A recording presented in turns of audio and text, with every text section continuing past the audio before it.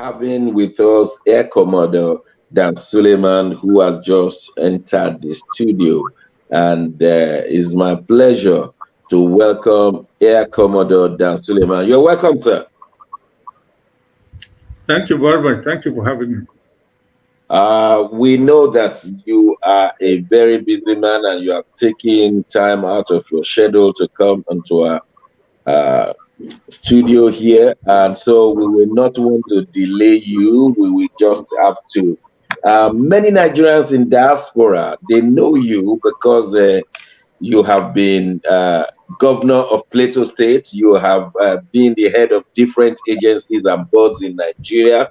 But there are some third generation Nigerians across Europe who still may not know you. Your name is very, very household when it comes to my generation, 50 plus and above.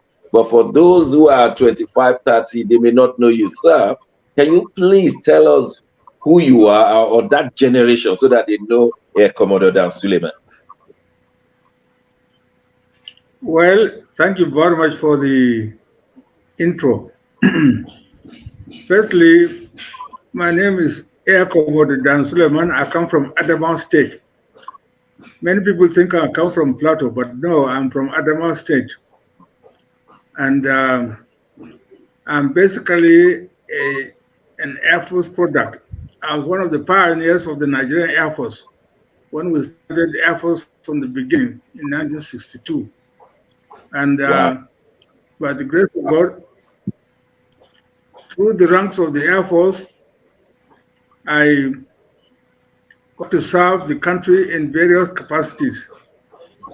The first appointment I had in government was during Gawan's time, when I was Federal Commissioner for Special Duties. I was in charge of ECOWAS. I went around all the ECOWAS nations to invite them to the first ECOWAS conference in 1975. Thereafter, I was appointed Federal Commissioner as Minister then of Health in 1975 under General Murtala Mohammed, and also a member of the Supreme Military Council. After General Murtala's assassination, I was now appointed the military governor of all Plateau State under Obasanjo. That was between 1976 to 1978. And afterwards, 1979, we handed over power to civilian government of Shehu Shagari, and I resumed in the Nigerian Air Force. I established the first command of the Air Force in Kaduna, Training Command. But by 1980, I retired from the Air Force and became a retired officer. I got involved in Middle Belt politics in the 80s, and subsequently was involved with our Southern brothers in actualizing the June 12 elections of MKO Abiola in 1993. And subsequently, when Abiola's mandate was terminated by the military government, we transformed into what was now known as NADECO to fight for not only for the realization of Abiola's mandate, but also for a return to democracy. In the process of fighting for the return to democracy, there were changes in government from Babangida's government, then to Abacha's government. Abacha's government became very repressive, and in so doing, some of us had to relocate to abroad, where we formed the NADECO abroad. That's why as you said, many of our citizens in diaspora got to know about my activities then.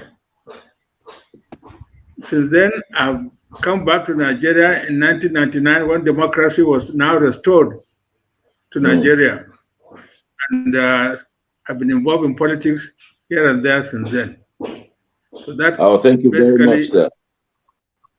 Mhm. This is a good summary, which will be in the social media for many years to come, for many people to learn, because we are recorded and we Mhm. are watched across the globe, even as we speak right now. And so, this is a Mhm. very useful history. Many of us would not have known this one, that you are involved in the formation Mhm. of ECOWAS, and ECOWAS has been Mhm. what has brought the unity within West Africa since then. Thank you very much. Mhm. We're very grateful for that. Sir, we're going to be asking you questions that are important to our being in Nigeria. We look at the security first. What's your general impression of the state of security in Nigeria? I do not want to say state of insecurity because that may be a biased question. How about the state of security, Mhm. sir? Well, there's nothing biased about saying that it's insecurity. It is a fact that there's so much insecurity in the nation at the moment. So you wouldn't be wrong when you say you regard the situation as insecurity. Mm. It is so pervasive that nobody is safe in traveling around the roads or the airports or even working in their place of work or in farming communities. So the situation is very, very perverse and very, very devastating. Yeah. Where you come from, is that the northwest or the northeast? I'm northeast because I'm from Adamawa State. Oh, okay. Well, we know that the Northeast has been challenged over the years by the state of Boko Haram. I have my colleague Hmm. living in London. His name is Nat Yakwo. He had been an ambassador of Nigeria before. Now he is residing in London and he's here with us. He's going to be asking you some questions as well. Ambassador Nat, you're welcome back. Um, what would you like to ask the Air Commodore?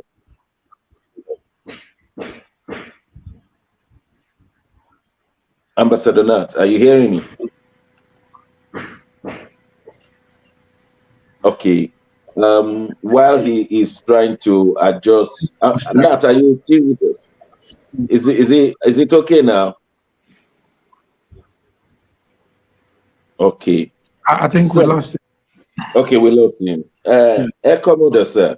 You've been watching what is happening in Benue State, and you have been the governor in Plateau State. At a point, we used to have a Benue Plateau State. What would be your assessment of the government handling the crisis in Benue State in terms of headsmen and the farmers?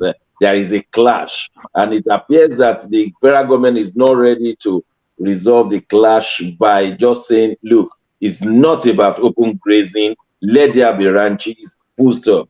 What's your take, sir? My take is that this situation is very unfortunate. In the past, when I was a young man, I knew that we lived neighborly in peace with our herdsmen. But in recent time, the situation have changed so that herdsmen who used to go about carrying sticks to herd their cattle now carry guns.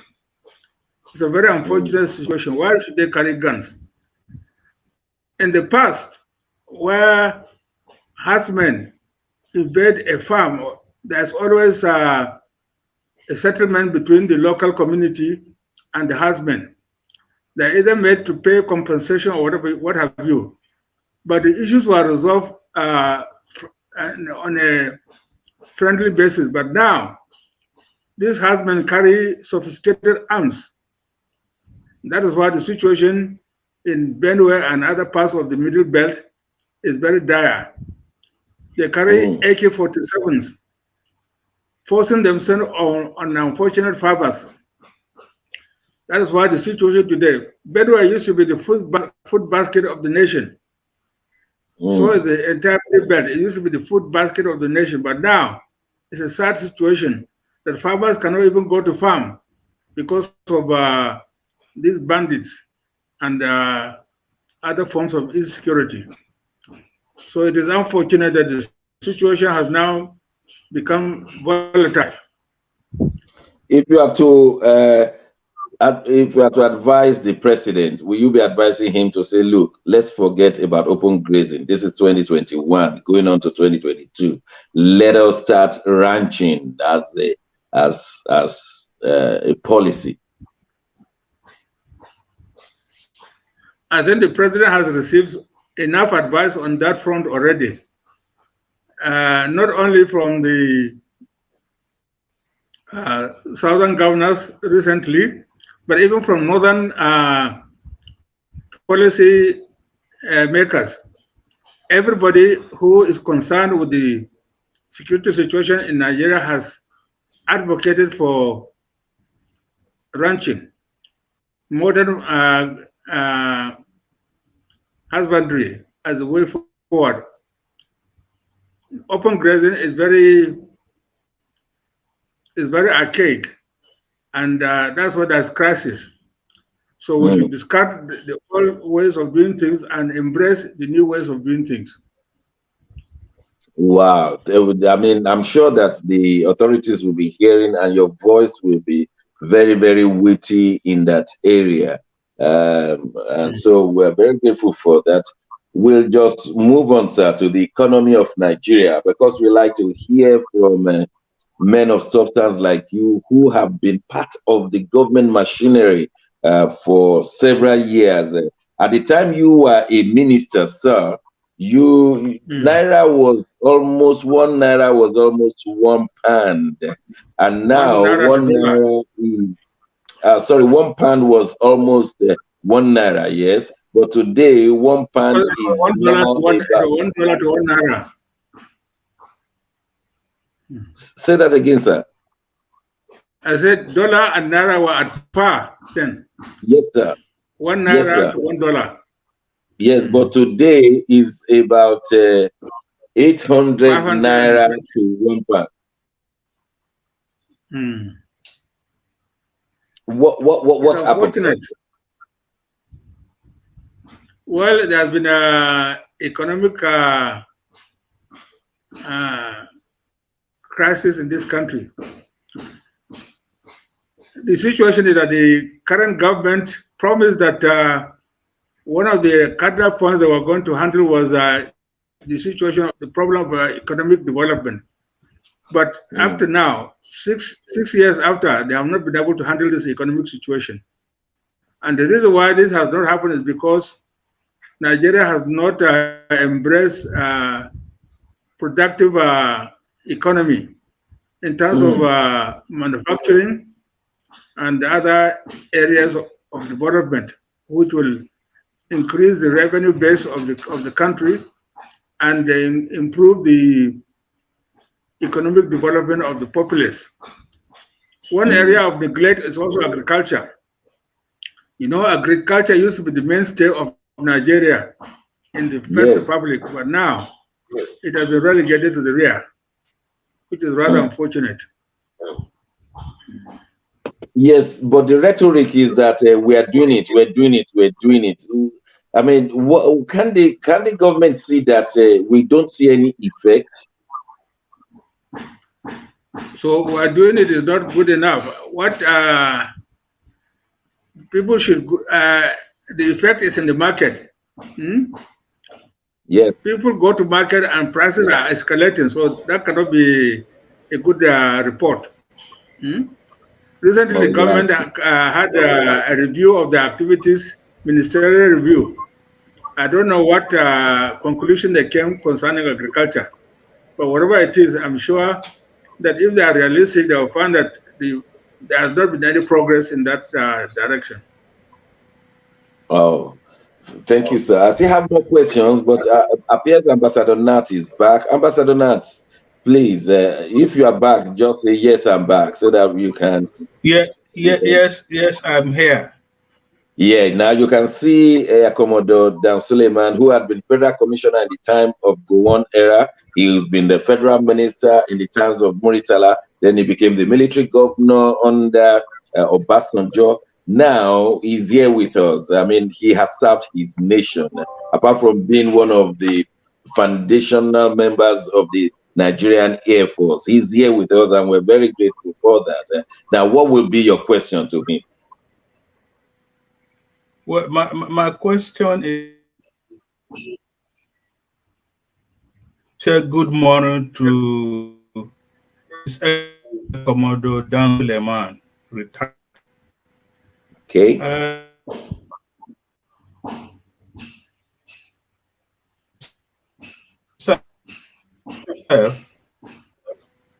You have secured for yourself a place.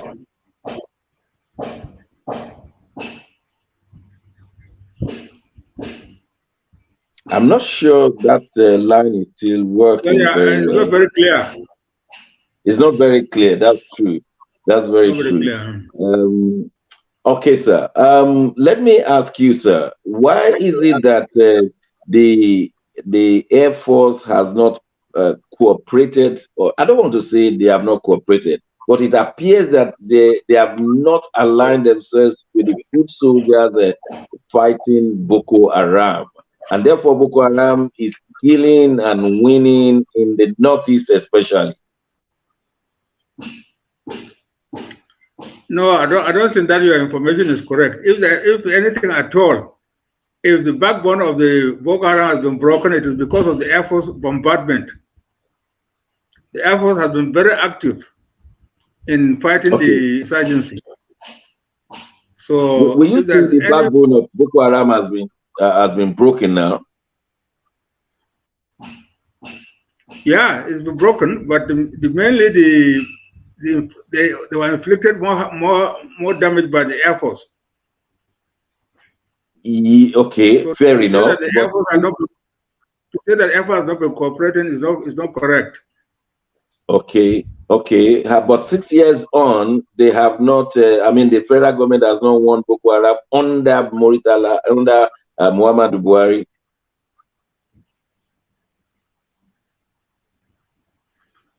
They have done what?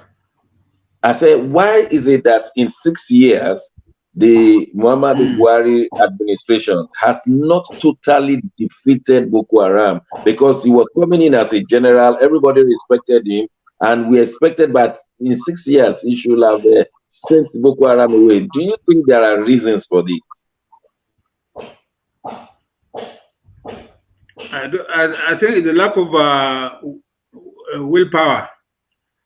Otherwise, there's no reason why under Buhari's regime, the Boko Haram could not have been totally eliminated. He is a retired general, and not only that, he served as a GOC in Maiduguri in the past. So he knows the terrain, he knows the territory. There's nobody who today is as experienced as he is in the military arena. So for him not to be able to demolish the backbone of the Boko Haram by now is not a good scorecard for him. Oh, you said lack of will.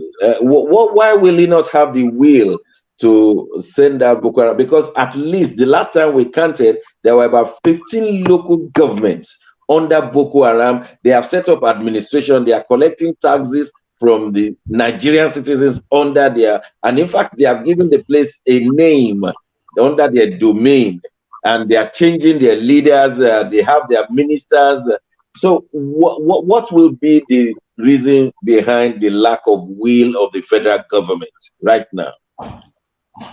Frankly, I find it difficult to understand, because if you refer to their own narrative, they will tell you that the Boko Haram has been defeated. They will tell you that the Boko Haram is on the run. The impression you get from the government is that the Boko Haram is substantially defeated. But as you rightly said, is that the situation on the ground? It is not so. That's why I said there's a lack of will there. If the will is there, There's no reason why this Boko Haram could not have been not just degraded, but completely demolished by now. And the same thing has extended to the banditry in the northwest. And it appears that the federal government is also losing that battle in the north. Do you have any advice on how to tackle the banditry? Some people say turn their names to terrorists. I don't know whether turning their name to terrorists is the solution, or the federal government should move in and all of this banditry and all of these abductions should stop.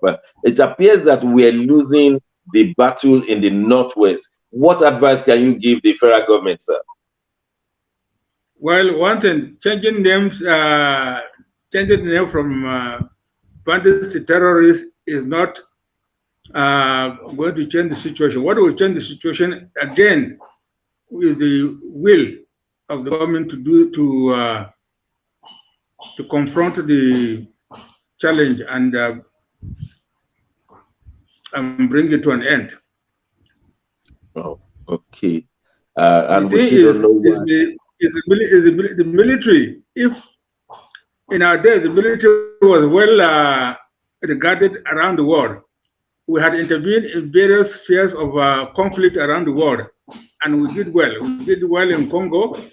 We did well in places like Lebanon and other parts of the world. Even here in Africa, in West Africa, we did very well in Liberia, in Sierra Leone, and what have you. Why can't we do the same in our own country? That's why I say it's a lack of will. Everybody has been wondering why. Yes, sir. We have all the capabilities, we have all the capacities, and yet we are not winning. It appears we are not winning. Now, the latest is that the federal government has moved soldiers to the southeast. If we move soldiers to the northeast, soldiers to the northwest, then soldiers to the southeast, it looks like we are in battle with ourselves. Will these taking soldiers to the southeast, is this the solution? Or the leaders should just go and sit down and talk things out with the leaders of IPOB and leaders of Ohanese and leaders and the governors in the southeast? But it appears that the solution they want is putting soldiers, which looks that we are having battle on every side of Nigeria. How do you read that, sir? You see, insecurity has become a matter of business in Nigeria today, unfortunately. All these bandits and what have you, they make a lot of money out of it by kidnapping innocent people and demanding compensation. I've even had a ridiculous situation where farmers were asked to pay compensation to bandits so that they can go to farms freely. Is that the kind of situation? It is this lack of determination to bring an end to this nefarious activity that is encouraging other parts of the country to do the same. As I said, insecurity has become a question of business. People do it now to extort money from people to become rich, which is rather unfortunate. Very, very unfortunate. I have more questions for you, sir, if you don't really mind. But let me just see if Nat is okay. Ambassador Nat, are you okay now? Yes, I think the challenges must be from the connections. But are you hearing me? Are you hearing me? Yes. Loud and clear. Loud and clear. Yes, I can hear you now. Okay, thank you, Air Commodore Dan Suleiman. Well, again, I was saying that from your intro, it seems you have secured for yourself a page or two when the history of Nigeria is written, because at one time you led the Muslim delegation to the Hajj, and you being a Christian.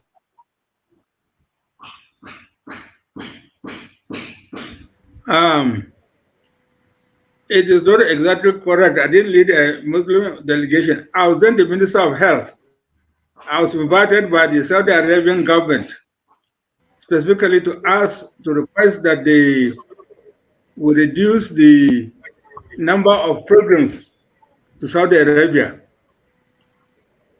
So I visited Saudi Arabia where I received these instructions and I passed it on to General Murtala Muhammad at that time. The request was that the pilgrims in Nigeria should be reduced. That was what I was asked to make. Somehow, people misunderstand me. They think I'm a Muslim. When they hear the name Dan Suleiman, they believe I'm a Muslim, but my real name really is Daniel Suleiman. My name is Daniel. That Dan is Daniel. So I'm a Christian. And it's very easy for people to mistake me as a Muslim. Okay. A follow-up is your role in the Nigerian Air Force. Yes, because at one time, when you were, your rank was group captain, the people thought you are the only group captain in the Nigerian Air Force. And then even when you were promoted to Air Commando, people still address you as group captain. So why? That's true. Yes. I don't know why. People say they like the name group captain. So I said, is that why I should be stuck as group captain? I shouldn't be promoted to a higher rank. The rank of group captain is equivalent to a full colonel in the army or captain in the navy. But somehow that rank popularized me when I was governor of Plateau State. I was known as group captain. In fact, when I was in government, from the time I was federal commissioner to the time I was governor, I was known as group captain. And so that became like a household name. And up to today, when I go to Plateau or Nasarawa, those areas where I governed before, they still refer to me as group captain, Dan Suleiman. So they don't, some of them I said, why? They said they like the sound of group captain. That this air Commodore thing doesn't sound well to them. Okay, and well, thank you for that explanation. Again, with you, but you are an ambassador. You are my colleague in a way. I was also ambassador to Russia. Yes. In the 80s. Yes. In the 90s, 2003. Yes. The other question is this issue of the Middle Belt, which you are so involved. Yes. Because it looks like the Middle Belt has become a football field for the Nigerian politicians, the North and the South. So what's the hope towards 2023 for Middle Belt states, the North Central geopolitical zone? Yes, in a way, we're like a bride in waiting. This is the position of Middle Belt as we are, is courted by the North and by the South. We are staying smartly in the middle. The North believes that they wield power because they are more populated, but they cannot be more populated without the population of the Middle Belt. So today, the Nigerian politics realize that without the Middle Belt, there's nothing like the Northern domination. Without this Middle Belt, the South cannot succeed. In fact, the ADECO came on the back of Middle Belt cooperation when we worked with them hand in hand to ensure that June 12 was realized in the time of MQ Abiola, which led to eventually the formation of NADECO. And it is the backing of the Middle Belt Forum that caused NADECO to work hard and bring about democracy in 1999. So we're bright. Okay. Thank you very much, Your Excellency. Thank you, Your Excellency. Your role now, your role in the Middle Belt. What is your role in the Middle Belt politics now, sir? My role? Yes. What are you doing there? Are you encouraging the governors? Are you participating in political parties? The middle belt now, as I said, we are uh, we're playing a balancing role between the north and the south. The north cannot claim population superiority without the middle belt. What I'm saying that without middle belt, no section of the country can claim power. Mm. It is when we teamed with the South that we got the June 12th.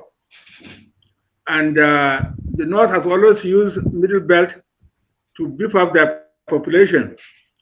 So we now realize that without that, they cannot retain power as they've always been claiming.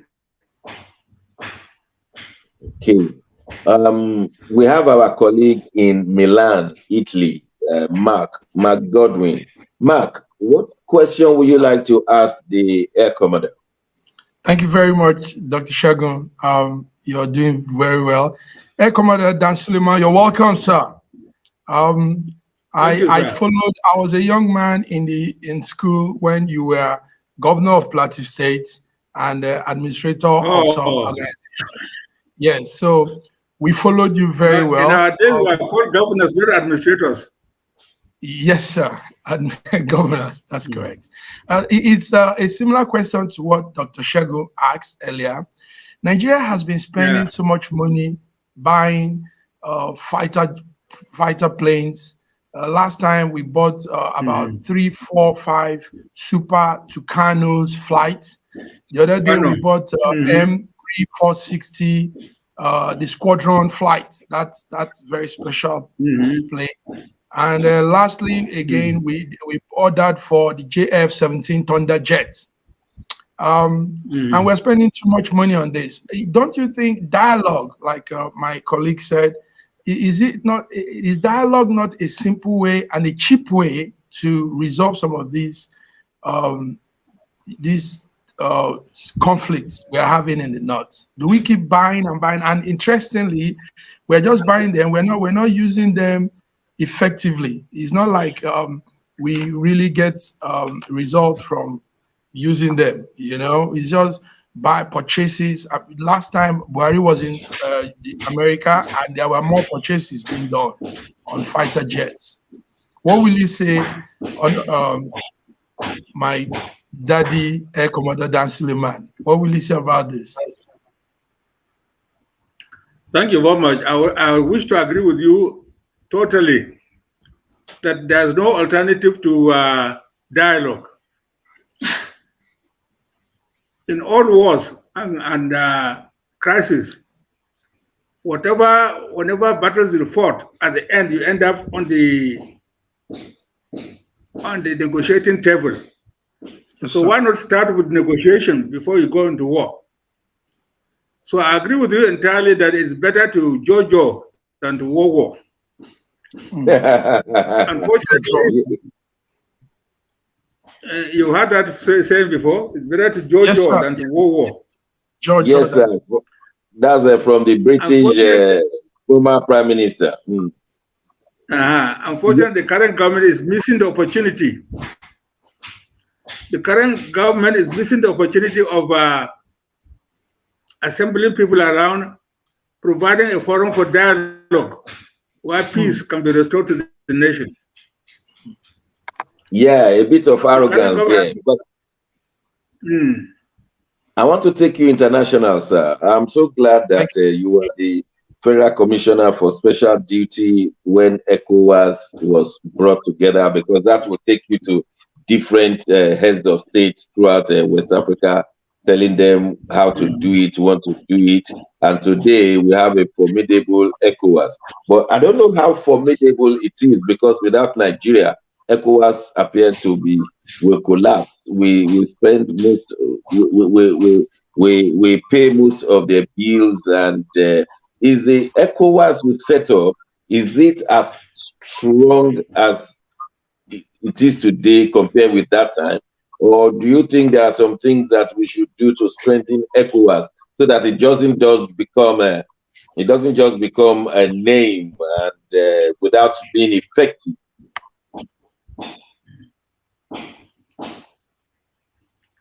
Yeah, ECOWAS, when it was conceived at that time, it was to be a regional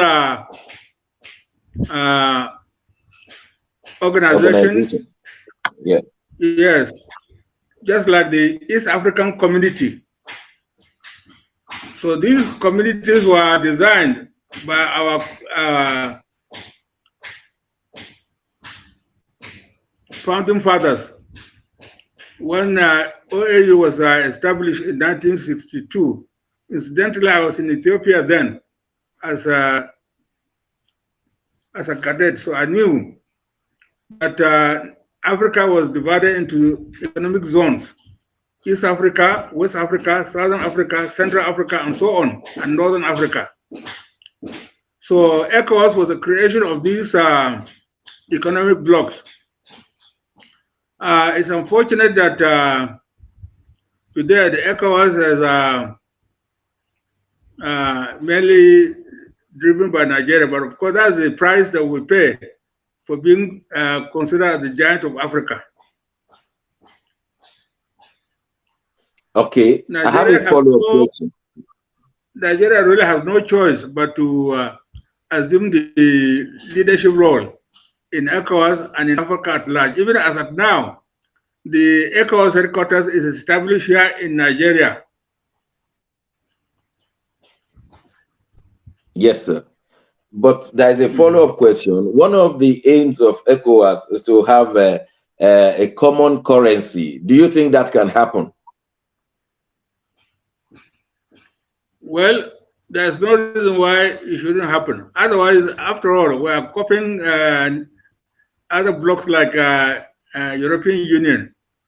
They have their common currency, isn't it? If they can have it, why can't we have it? Yes, but we have this francophone unity. There was a time that naira nearly became the West African currency. But nobody will touch it now, right? One naira was that strong. It always became the West African currency. Yes, sir. But the way it is now, the naira. If we encourage trading across the region, then common currency will be the best way to enhance trading, isn't it? And economic integration. Yes, but given the fact that the central bank of the francophone countries are in Paris, as it were, because of the control over the CFA francs, you think France will allow that? And you know our relations with France has not been the best since 1960. So we have this challenge with France. And if we should introduce common currency and France cannot control Nigeria, then there will be challenges. So I don't see how the French government will permit the francophone countries of West Africa to be that close with us when they know that they may lose their hold on these francophone countries. That is the challenge I'm seeing there, sir. Well, of course, the challenge will always be there. France wants to continue to maintain hegemony over their former colonial states. But what is the point of having independence if we cannot determine our own future? We as Africans, we need to determine our own future. We cannot continue to be dependent on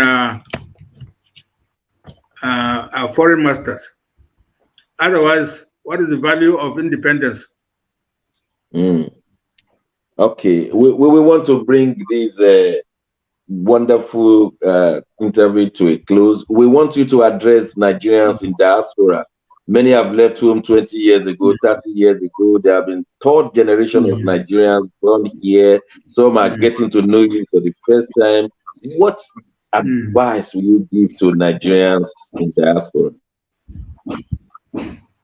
Yes. To be candid, I feel for our Nigerians in diaspora because from what I know, they've been contributing to the economy of Nigeria by some of the funds they repatriate to Nigeria.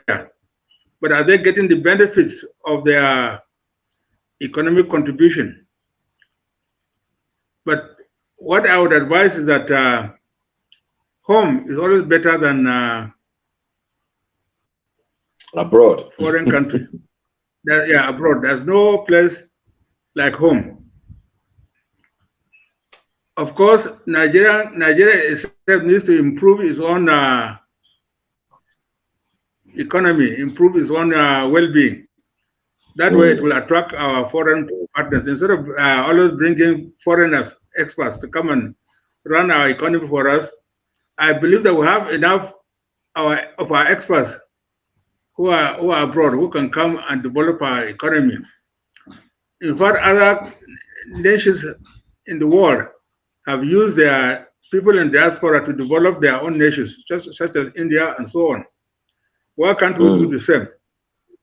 Yeah, if I was in government today, I would do everything in my power to encourage our people in diaspora to come back and help to develop the economy. To me, that's the way forward. Okay, so you are encouraging Nigerians to go home and are you just for holiday or to go back to Nigeria and settle? Yeah, don't give up on Nigeria. That's my advice to Nigerians in diaspora. All right, sir. We have to thank you. Ambassador Nat, are you there? You want to join me in thanking the Air Commodore Nat, on behalf of News Echo? Would you like to thank the great man that has worked seriously for the Air Commodore, not the group captain? Yes, sir. Yes. Ambassador to ambassador, Ambassador Nat, please help us thank Ambassador to ambassador. Yeah, thank you very much. I appreciate Dan Suleiman. It's been a privilege to interact with you today. We've learned so much too with your experience in government and outside government. And we look forward to another opportunity again so that we can continue the discussion. Once again, on behalf of News Echo, thank you so much for coming. Enjoy the rest of your day. And God bless you. Maki Milan, you want to put the icing on the cake? I appreciate it. Yes, sir. Commodore Dan Suleiman, you have blessed the program today. And we thank you so much for not only giving us some very important points on what is happening in Nigeria, but also bringing us back to those great things and what your impact in the country called Nigeria. We thank you so much for taking your time, your very busy schedule to be with us. Thank you so much, sir. God bless you. Thank you very much, gentlemen. I appreciate you all. Thank you. So we'll go on a short break right now. When we return, we're going to listen to the Nigerian female basketballers who are complaining that they have been neglected. Is that the story of Nigeria? Don't go away. We'll be right back after this short break.